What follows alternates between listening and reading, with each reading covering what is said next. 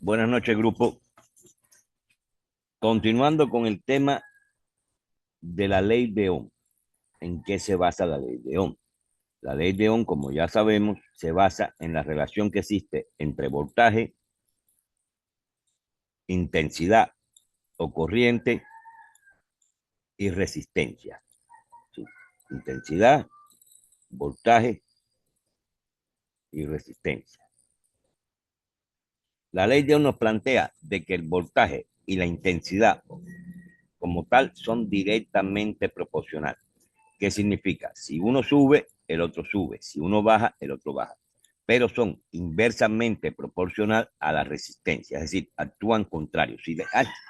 Si aumenta la resistencia, disminuye voltaje, disminuye intensidad. Si disminuye la resistencia, aumenta voltaje y aumenta intensidad. ¿En qué podemos aplicar este tipo de situación en el mundo automotriz? Se aplica en muchos conceptos. Como ya sabemos, por ejemplo, teniendo dos valores de estos comportamientos de corriente, voltaje o resistencia, vamos a obtener un tercer valor. En este caso, si tuviéramos, por ejemplo, voltaje con resistencia, la fórmula sería voltaje, no, te miento, intensidad. Sí, tenemos voltaje y resistencia, el valor de voltaje y resistencia, la fórmula sería voltaje sobre resistencia. ¿Para qué? Para hallar el consumo. Ejemplo de esto, si tenemos un ventilador de un carro que está trabajando a 12 volts de corriente y nuestra resistencia es de 2 ohms, se divide 2 entre 2, tocaría a 6. Nuestro consumo sería de 6 amperes. Este ventilador tendría un consumo de 6 amperes. Entonces, aquí esta es una utilidad que tenemos con el caso de la ley de Ohm. Pongamos el ejemplo que tengamos el valor de los amperes que consume el ventilador, que son de 6, que son de 6. Tenemos el caso de que tenemos consumo, aquí sería voltaje 12 volt igual. Igual aquí estamos hablando que pasa igual a división entre 6 y queremos hallar la resistencia.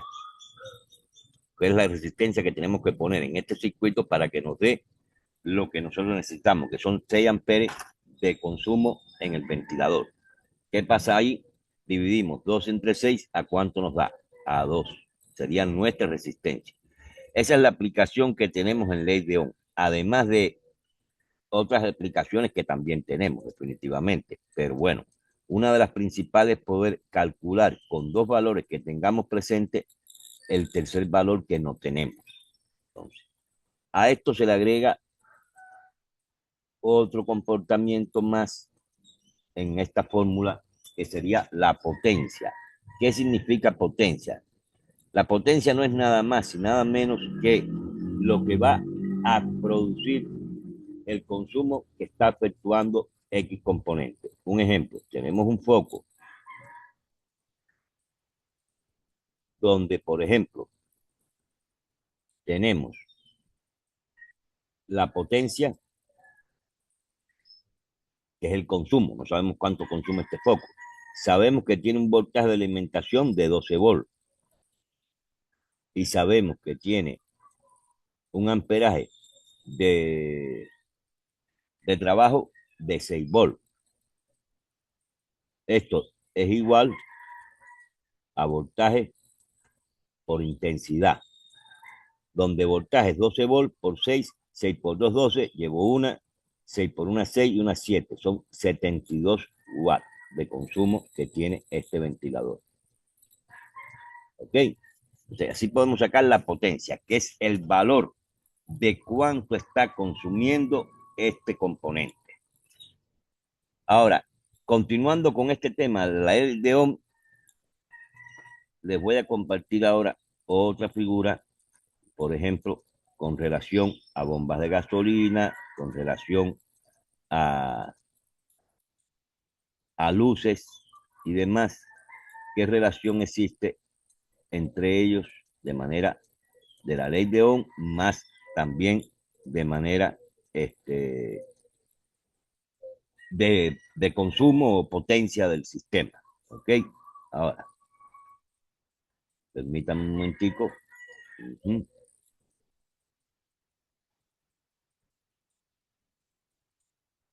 Dejamos de compartir aquí. Venimos a compartir nuevamente.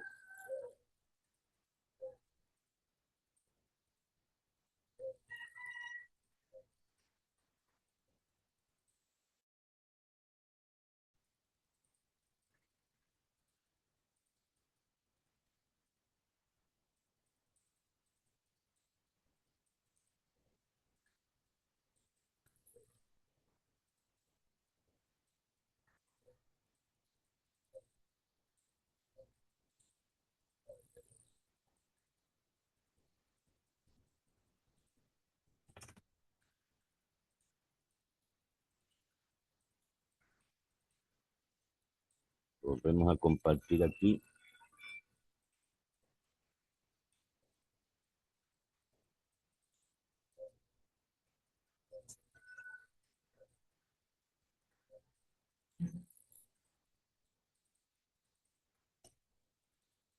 Ok, ya estamos compartiendo nuevamente. Miren, aquí estamos hablando de la ley de Ohm. Como diría un colega, viva Reina Isabel. ¿Cuál es el comportamiento? La ley de Ohm en circuito serie y circuito paralelo. El comportamiento en un circuito serie de la ley de Ohm se va a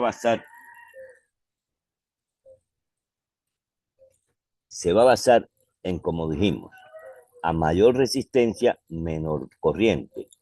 A menor resistencia, mayor corriente. ¿Qué significa esto? Por ejemplo, en un circuito serie que ya sabemos que está compuesto por consumidores en serie, ejemplo de esto, no me deja escribir por qué. Ah, porque está en negro, claro. Tendríamos este ejemplo. Aquí un foco, pónganmos, aquí otro foco, aquí otro foco y aquí otro foco. Cada foco o cada consumidor, en este caso, va a representar una resistencia al sistema. Por tanto y demás, a medida que aumentan los focos, disminuye la resistencia. Disminuye, mejor dicho, el consumo y el voltaje. Pongámoslo que esta sería resistencia 1, resistencia 2, resistencia 3 y resistencia 4. Aquí tenemos un 4, un 3, un 2 y un 1. Aquí como lo vemos, lo mismo. Nos está diciendo que la resistencia total del sistema va a ser la sumatoria de todas las resistencias. Por tanto y demás, como dice aquí, RT, que es la resistencia total, sumas 1, 2, 3 y 4, y ese total que te dio es la resistencia que va a tener el sistema. Y esa resistencia, como dijimos en ley de Ohm, sería resistencia es igual a voltaje sobre intensidad. Con este cálculo en ley de Ohm vamos a poder sacar cuánto va a producir, cuánto va a quedar, mejor dicho, en el sistema de corriente y de voltaje para cada alimentación de los componentes en esta serie. Aquí un ejemplo de serie sería, por ejemplo, una serie, los circuitos de la luz del carro. Podríamos decir que es una serie. Aquí te estamos hablando de cómo es el comportamiento según la ley de Ohm del sistema basado en la resistencia total. Ok, ahora en circuito paralelo tenemos un mismo voltaje, porque aquí estamos hablando de corriente, acuérdense de eso. Aquí se está manteniendo en un circuito serie la misma corriente para todos los componentes. Ahora, si hay una mayor resistencia, como ya dijimos, hay un menor consumo, pero el voltaje del sistema como tal se mantiene. En cambio, en circuito paralelo, mismo voltaje, menor resistencia, mayor consumo, es lo que estamos hablando. Ahora, aquí pasa algo en el paralelo. En el paralelo, el voltaje se va a mantener en todo el sistema completamente todo el tiempo. Tenemos un foco dos focos, y esto va a ser aquí, este punto, aquí, este punto, aquí podríamos decir que es positivo, aquí podríamos decir que es negativo. Todos los componentes de este paralelo van a mantener el mismo voltaje. Pero ¿qué es lo que vamos a dividir? Vamos a dividir el consumo, es decir, la I. ¿Por qué? Porque cada componente va a asimilar un cierto amperaje del sistema. Porque cada componente, como tiene una resistencia internamente por naturaleza, ellos tienen su resistencia, ellos van a consumir cierta cantidad de amperes y se van a dividir. Pero la corriente sí va a ser la misma. ¿Ok? Ahora, tenemos ejemplos automotrices. Un faro de halógeno, por ejemplo, que tenga un consumo de 60 watts, va a ser el resultado de que el sistema está alimentado por 12 volts con 5 amperes de consumo. Una bomba de combustible que tenga 140 watts de consumo va a ser el resultado de 12 volts de alimentación por 12 amperes de consumo o de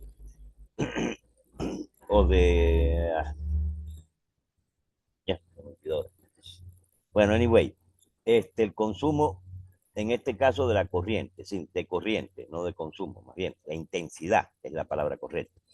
En 20 amperes de intensidad por 12 volts serían 240 en un amplificador de, ah, del automotriz.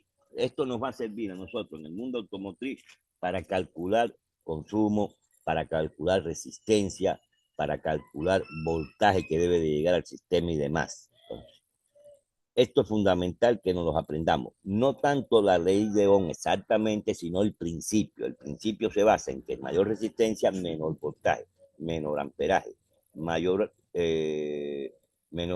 resistencia, menor amperaje, mayor voltaje, mayor resistencia, y así consecutivamente sabemos que la dirección que tenemos que enfocar nuestro conocimiento es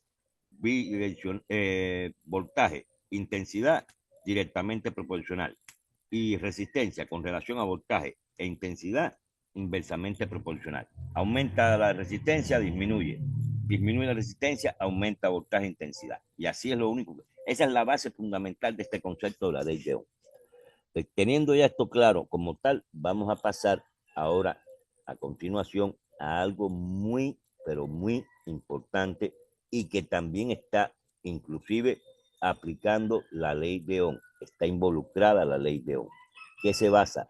Se basa en el tema de lo que es el consumo en los componentes, pero un consumo no natural, no correcto, sino un consumo parásito. ¿Cómo así? Sí. ¿Por qué un consumo parásito? Les voy a explicar por qué. ¿Qué pasa aquí? El consumo parásito, aquí se lo voy a poner en un ejemplo.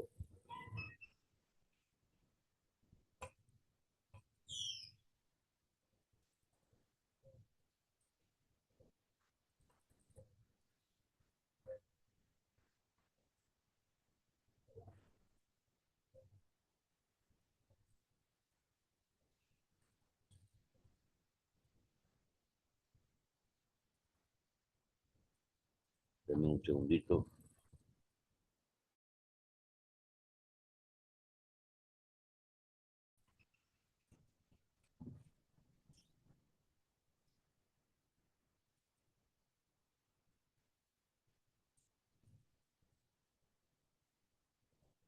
El consumo parásito, ¿en qué se basa? El consumo parásito es el que ocurre en cualquier sistema eléctrico con relación a su fuente de alimentación.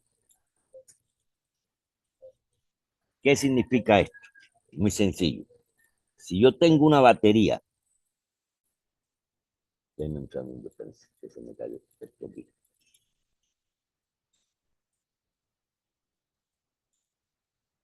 Esto aquí. Ok, ¿en qué consiste esto?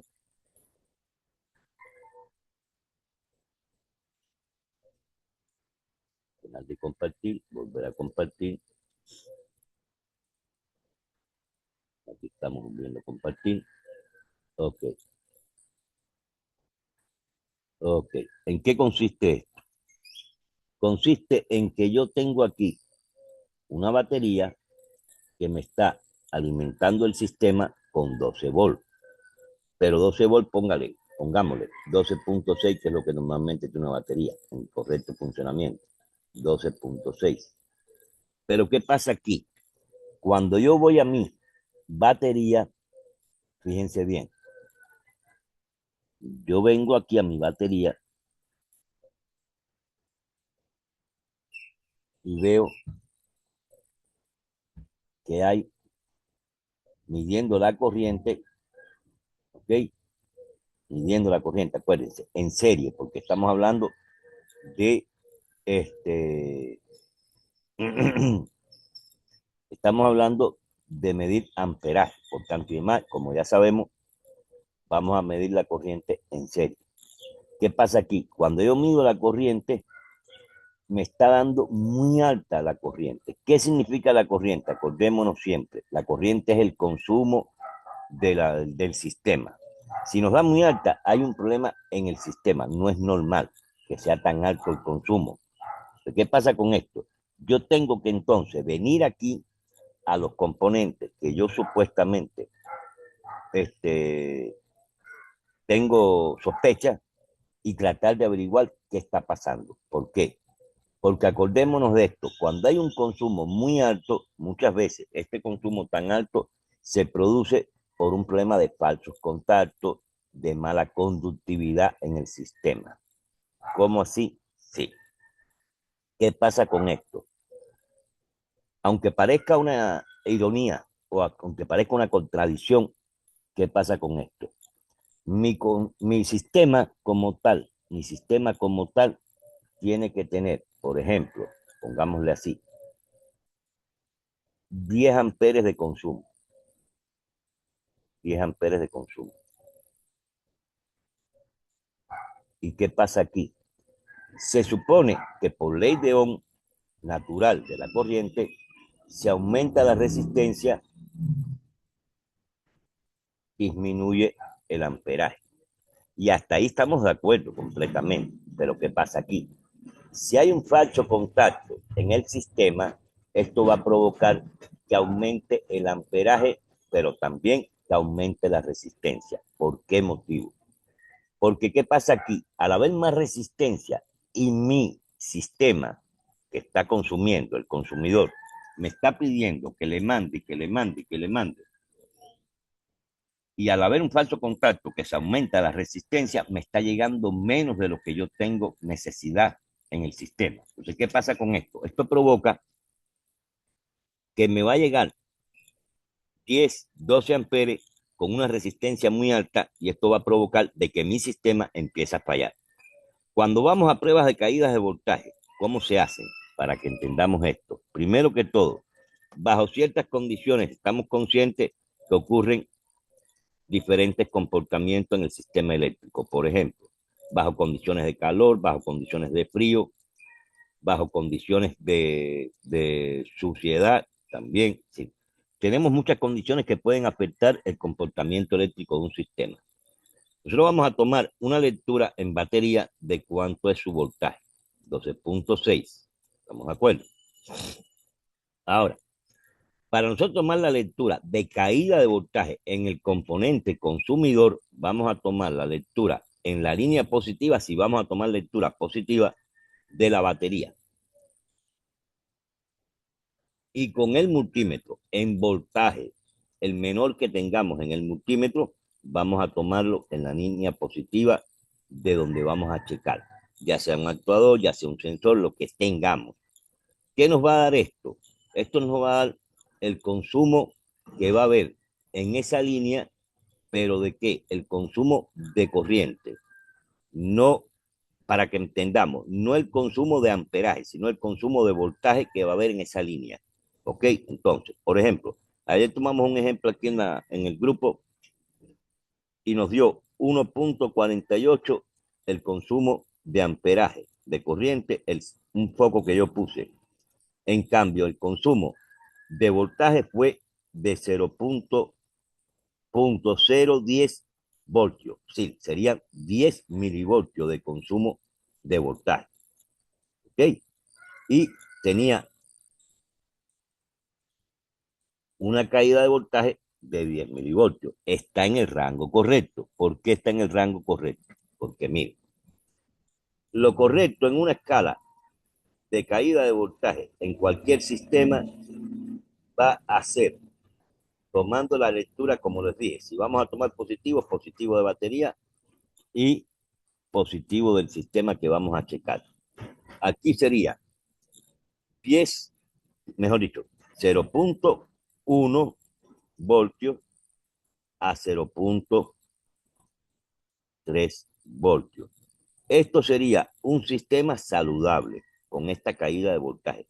Acordémonos que aquí, en este caso, si lo queremos convertir a milivoltios, vamos a eliminar el 0.1 y vamos a convertirlo a 100. ¿Por qué 100?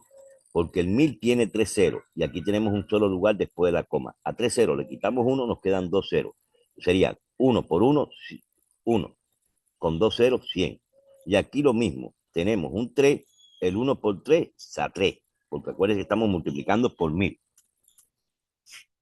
Igual tenemos un lugar después de la coma, le quitamos un lugar a los 1000, a los 3 ceritos le quitamos un 0 y nos quedan 2 ceros. Por tanto y demás, aquí tenemos entonces 300 milivoltios. Siempre tenemos que aprender a la lectura que sea 0. Eso va a ser en voltio, en la unidad. 0.3 en voltio, la unidad. Ahora, si lo vamos a llevar a convertir a milivoltio, la milésima parte, ya eso no tenemos que poner el 0 punto. Ahí teníamos 100 y tenemos 300. Entonces, este es el valor correcto de caída de voltaje en un sistema. Pero hasta preocupante, preocupante, pero no de dar grito, sería preocupante, sería 0.5 de caída de voltaje. Esto significa 0.5 volt o lo que es lo mismo, 500 milivolt. Y sabemos que si es 500 milivolt es medio volt. ¿Ok? Entonces, ya una caída de voltaje de 500 volt es preocupante. Es preocupante, sí, es preocupante. Pero ya por encima de los 500 volt, ahí hay un problema en ese sistema. ¿Y qué nos puede provocar este problema? Este problema nos puede provocar que, por ejemplo, al estar el sistema con menos voltaje del que debe recibir el sensor o lo que sea, nos puede provocar faltas lectura al sistema, nos puede provocar códigos DTC y nos puede provocar fallo en el sistema.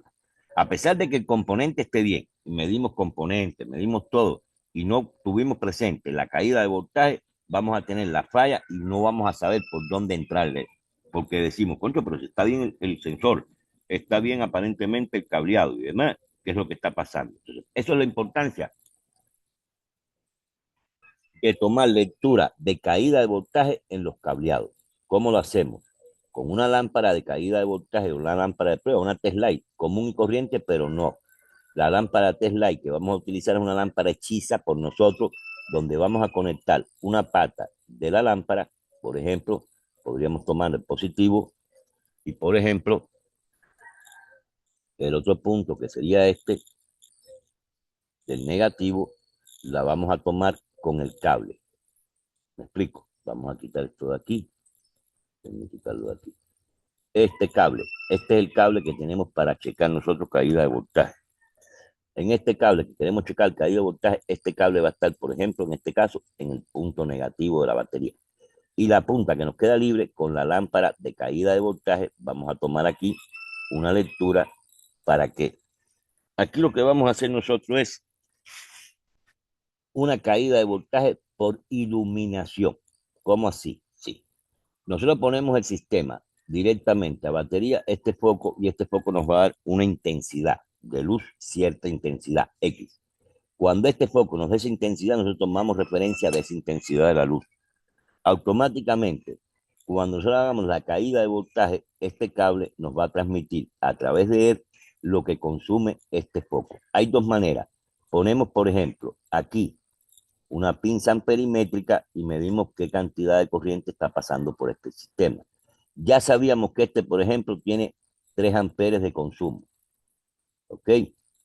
Tiene 3 amperes de consumo y por aquí están pasando 2,99, pongámosle así, o 3 amperes. Está bien en el rango. Una pinza amperimétrica nos va a decir los amperes. Ahora, si ya tenemos mucha caída de voltaje, además de que vamos a ver reflejada en el amperímetro, también la vamos a ver reflejada en la intensidad del foco.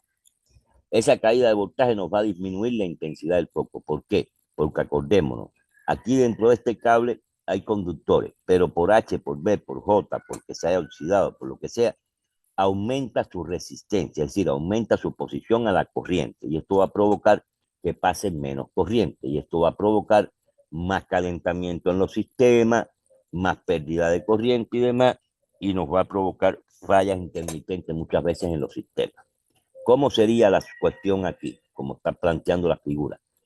Tomamos primero lectura de cuánto es el amperaje total de consumo en este sistema. Si está muy alto, automáticamente la medida es checar qué es lo que está pasando. Fíjense aquí, un cortocircuito o cable dañado puede provocar un amperaje alto. ¿Cómo así? Sí. Acordémonos, por ejemplo, ¿qué pasa con esto?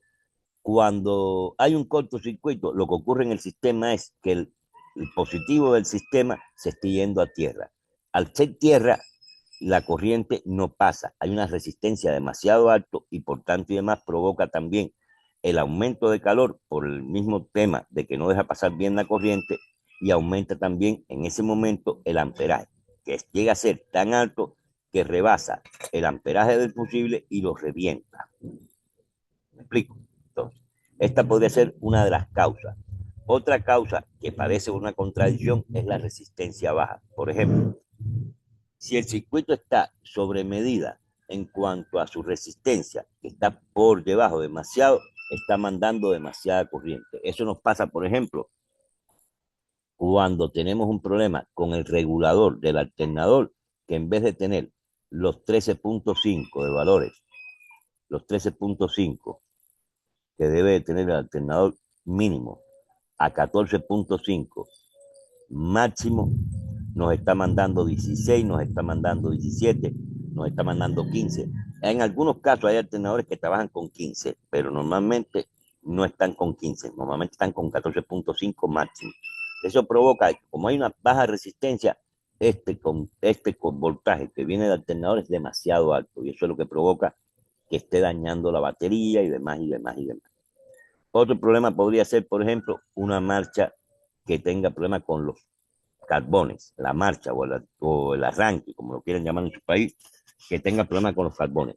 Al tener malos contactos los carbones con la lena, que es donde rozan ellos, ya se provoca también una pérdida de corriente. Al perderse la corriente provoca un trabajo demasiado fuerte de la marcha. Y esto provoca de que el amperaje se eleve. Por tanto y demás, podríamos tener esa situación también. Es decir, son muchos los factores que pueden provocarlo. Yo estuve hablando con los chavos en el grupo y, por ejemplo, aquí tenemos un contacto a tierra de cualquier tipo, X sistema. Y aquí tenemos la rayita que mueve el tornillo para ponerlo aquí. Aquí está el cable, acordemos, correcto. Esto es área de contacto que tiene este sistema hacia el chasis. ¿Qué pasaría? Fíjense ustedes, ¿qué pasaría si en vez de toda esta área de contacto la tuviésemos todo, por ejemplo, de aquí, un ejemplo que pongamos aquí, hasta aquí, toda esta parte de aquí está llena de churre, de sarro, de óxido, de porquería y media. ¿Qué va a pasar con este sistema? Lo que antiguamente necesitaba, sí, no necesitaba, sino utilizaba, más bien, es la palabra correcta.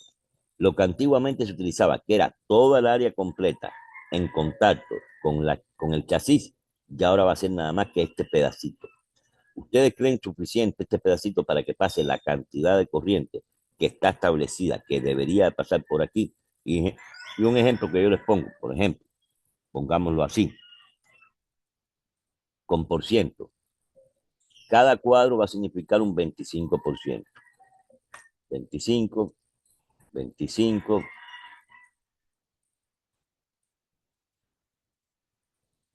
25 y 25.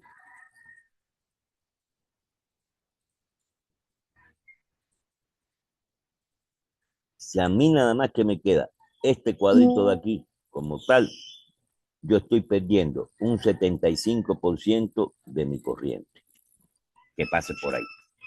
Estamos hablando, fíjense bien, si tengo 12 volts de corriente en un cable X, que debo recibir 12 volts de corriente y tengo una pérdida de un 75%, estamos hablando que estoy perdiendo, a ver, se lo voy a decir ahora, serían 75%. 12 entre 4 a 3. Estaremos perdiendo 9 volts. ¿Cuánto me llegaría al sistema o al consumidor? 3 volts. ¿Por qué? Por falso contacto. Entonces, tenemos que tener claro, cuando vayamos a dar un diagnóstico, la revisión de caída de voltaje. No hay de otra. Se acordémonos que hay que hacerlo con cierta precaución. ¿Por qué? Porque al utilizar lámparas de caídas de voltaje para checar voltaje única exclusivamente, podemos hacerlo en voltaje de batería. Sí. ¿Cómo así? Sí.